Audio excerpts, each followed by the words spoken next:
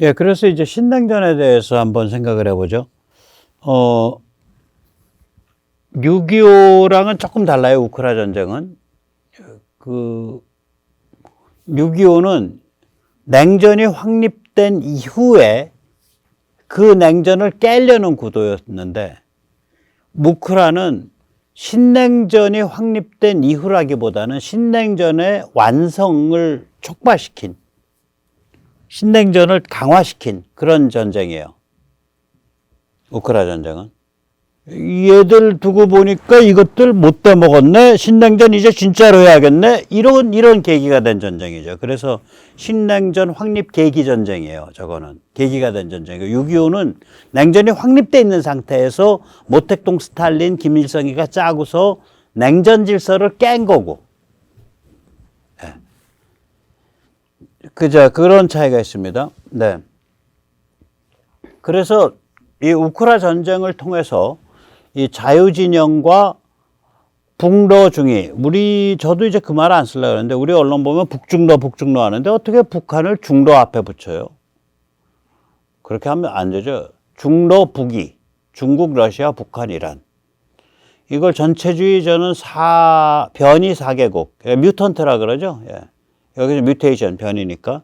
그래서 TMQ, 예. 토탈리테리안 뮤테이션 코드라고 저는 얘기를 합니다. 자, 중국은 보세요. 세계시장 제조업 1번지예요. 그럼 이건 전체주의 사실 뭐 안 되는 거거든. 그런데 동물농장 감시 통제를 강화시켜가. 변이죠. 전체주의 변이에요. 러시아를 보세요. 러시아는 뭐냐면 이거는 석유가스 식량 자원 회사예요. 국가라기보다는. 특히 석유가스 회사예요. 그런데 이거를 도끼와 십자가, 원래 소련 깃발이 낫과 망치죠. 이제 낫과 망치는 좀 너무 구닥다리스럽잖아요. 그러니까 이제 도끼하고 십자가를 들고 하죠. 그러니까 그 깃발을 그렇게 생각하시면 돼요. 빨간색에 도끼 하나 그려 있고 십자가 같이 그려 있고. 이게 무슨 얘기냐? 아, 우리 러시아 정교가 제3 로마입니다. 서방은 다 썩었어요. 전부 도덕적으로 타락해 있습니다. 오직 러시아 정교만이 인류를 구원할 수 있습니다. 이 신앙심과 이 불타고 이 깊은 이 우리의 그 보수적 도덕 의식을 가지고 우리가 꿋꿋이 서야 됩니다. 이게 한쪽이고, 또 다른 한쪽 도끼는 언제 쓰냐? 러시아에서는 이제 찍힌 사람으로서 가장 행복한 죽음은 한 8층, 9층에서 이렇게 창문 밖으로 스스로 나는 거, 혹은 누가 이렇게 날도록 던져주는 거. 그러니까 날다가 떨어져서 죽는 게 제일 행복하고요. 상당수의 사람들은 일가족이 전부 도끼로 그냥 난자당해서 죽어요.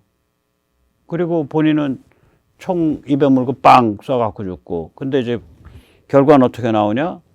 이 평소 엄청나게 가족을 사랑하던 사람이 가족을 도끼로 다 찍어 죽이고 자기가 총 쏴서 죽은 걸로 나와요.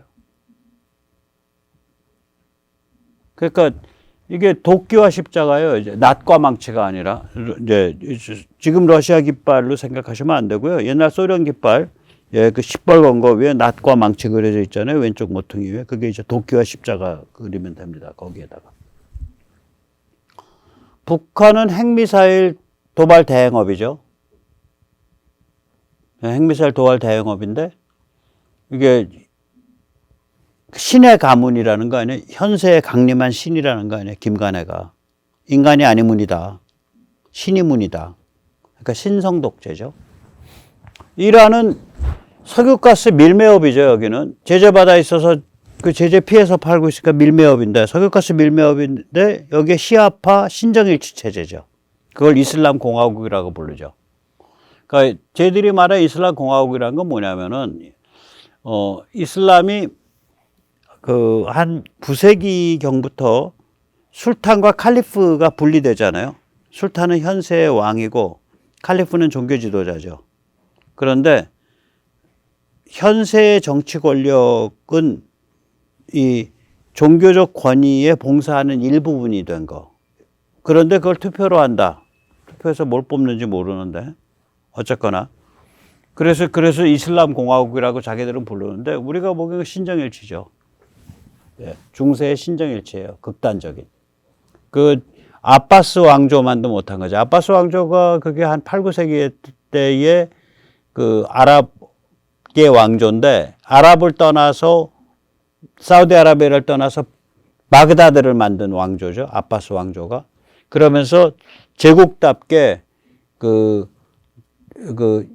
다른 종교 또 다른 민족에 대해서 상당히 명확하고 너그러운 룰을 만들었어요. 특히 그 아랍하고 페르시아는 다르잖아요. 이란하고는. 아랍과 이란은 다른 건데 이란을 많이 안아들였고 아바스 왕조가. 그 아바스 왕조 때 좀 지나가지고 술탄과 칼리프가 완전히 분리됐거든요.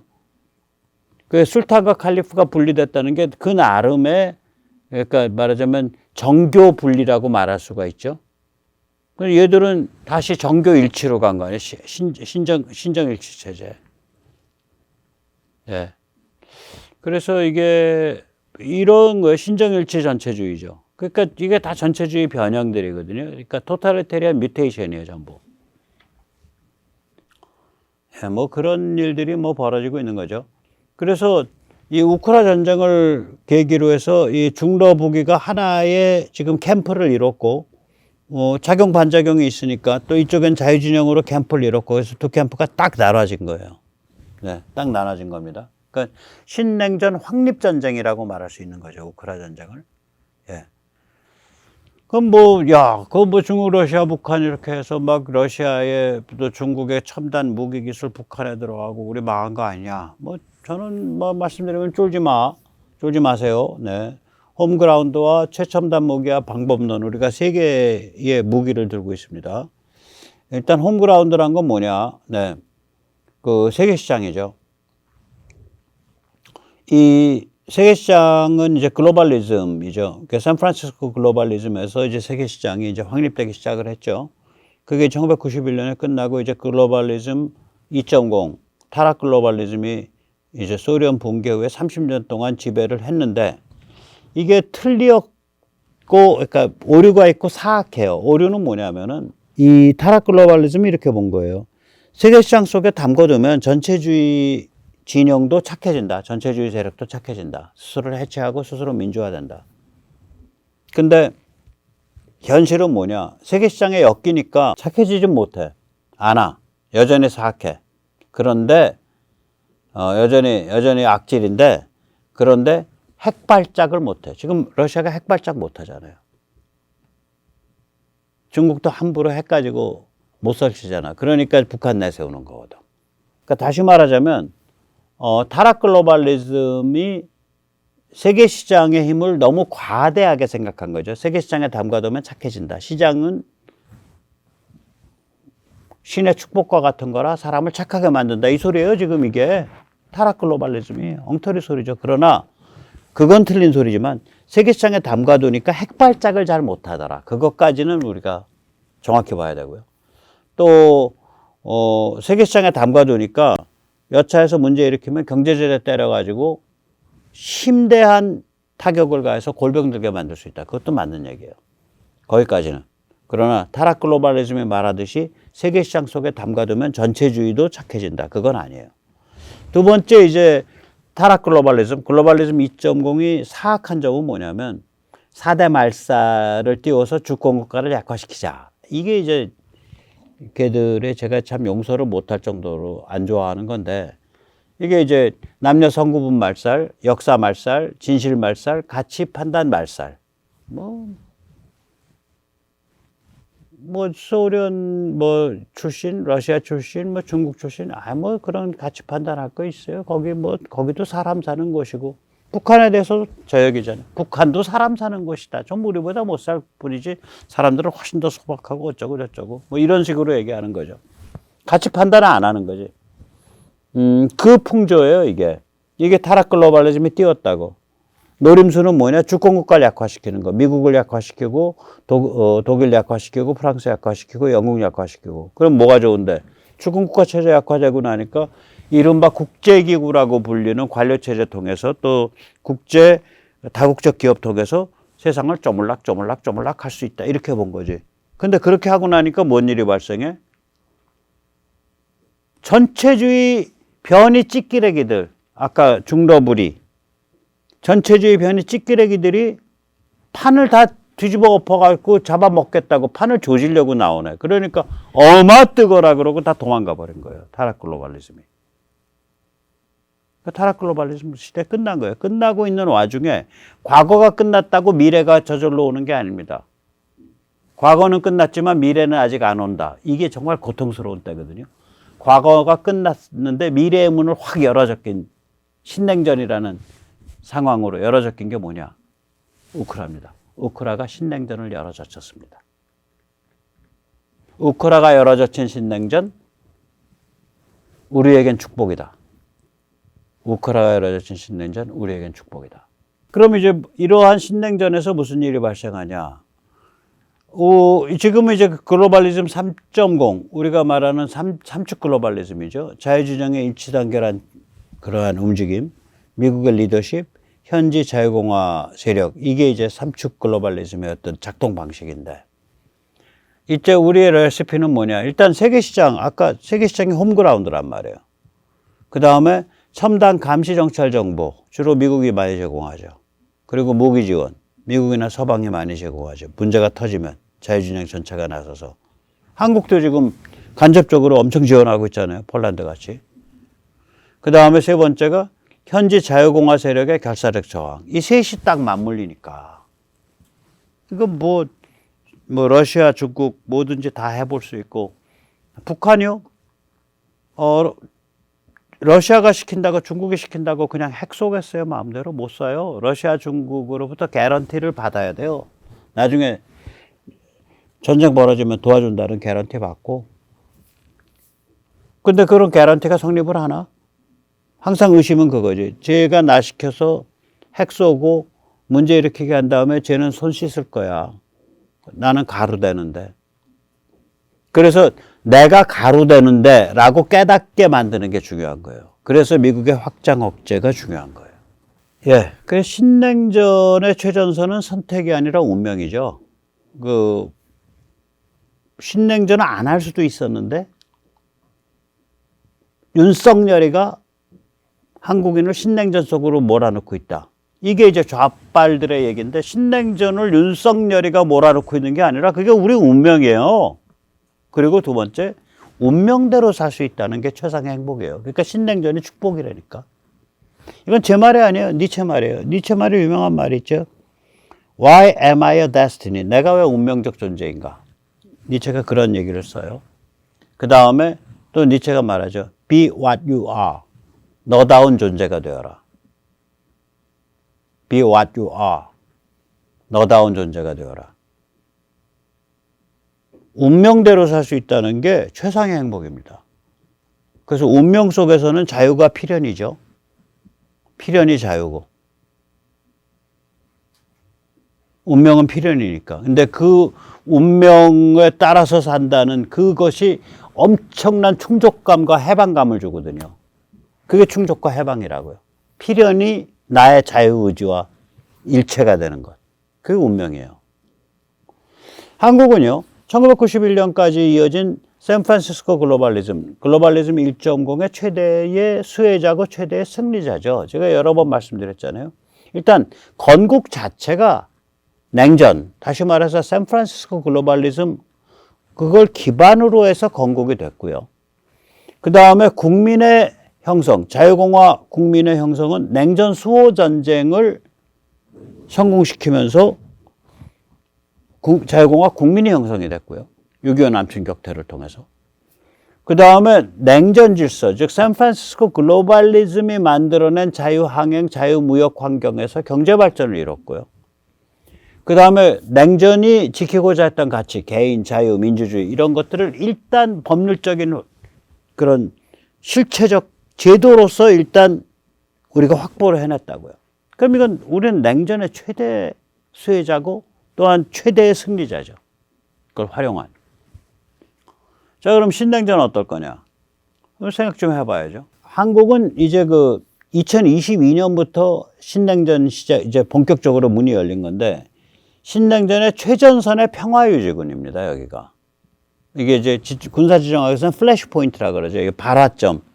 세계 시스템에 대한 도전, 전복 시도가 불길로 팍 튀는 곳, 그 폭발 발화점.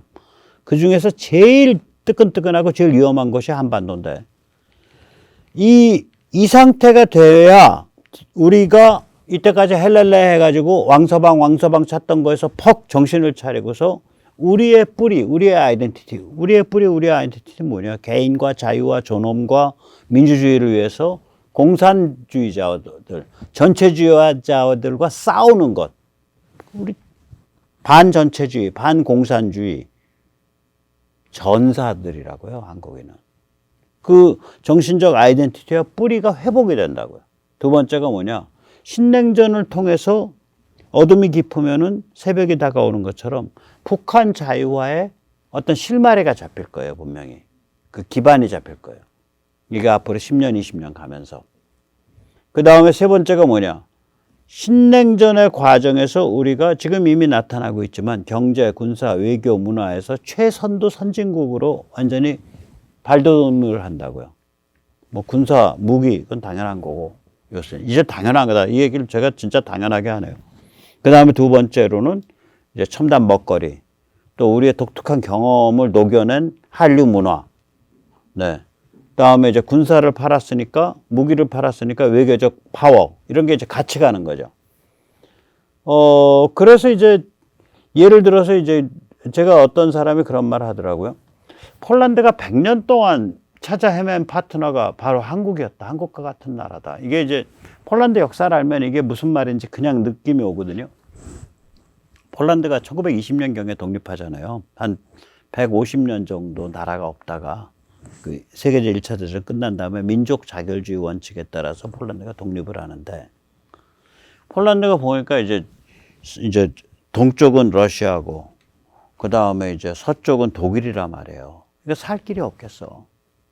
그래서 폴란드가 살으려고 파트너로 잡은 게 프랑스였습니다. 그런데 1938년, 39년 되면서 독일 침공이 눈앞에 닥쳐왔는데 프랑스가 주기로 한 무기를 안 줘요. 비행기를. 재고가 없다. 생산이 늦어진다. 여러 가지 이유를 들어서. 그리고 영국은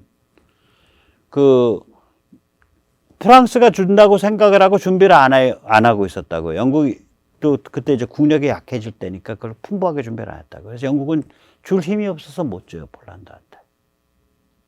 그래서 폴란드가 완전히 무방비 상태는 아니더라도 완전히 약세에서 두들겨 맞아가지고 아주 비참하게 피해 젖은 땅으로 바뀌죠. 그 피해 젖은 땅이 폴란드하고 우크라이나거든요. 나치와 소련 사이에 끼어갖고 완전히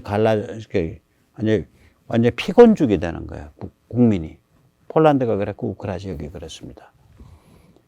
그러니까 1920년경부터 찾아 헤맨 거예요.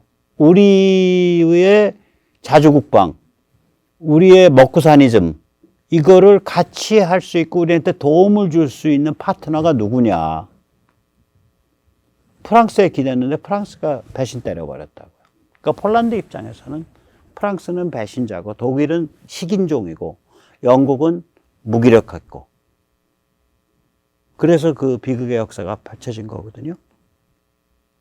그래서 폴란드가 여기서 한국으로부터 군사안보, 경제, 정신문화 이런 점에 있어서 전부 좋은 인풋을 받을 수 있다라고 지금 기대를 하고 있는 거고, 한국이 뭐 용기를 가르쳐 주는 게 아니라 그냥 한국이란 존재 자체랑 엮이면서 어떤 영감을 받고 거기서 용기와 지혜를 얻고 있다고요. 자, 이게 이런 일들이 왜 벌어지냐고. 더 벌어질 거야, 앞으로. 지금 필리핀이 그렇잖아요. 지금 일본도 그렇거든, 사실은. 우리가 바뀌니까 일본이 정식으로 끌려 들어오는 거 아니에요. 중국과 맞서는 자리로. 베트남이 그렇잖아요. 심지어 캄보디아 그런다는 거 아니에요. 말레이시아 그렇잖아요. 세계 도처에서 이런 일이 도대체 왜 벌어지냐. 우리가 바로 삶과 죽음의 그 최전선, 고개 갈리는 칼날 위에서 살고 있기 때문에 그래요.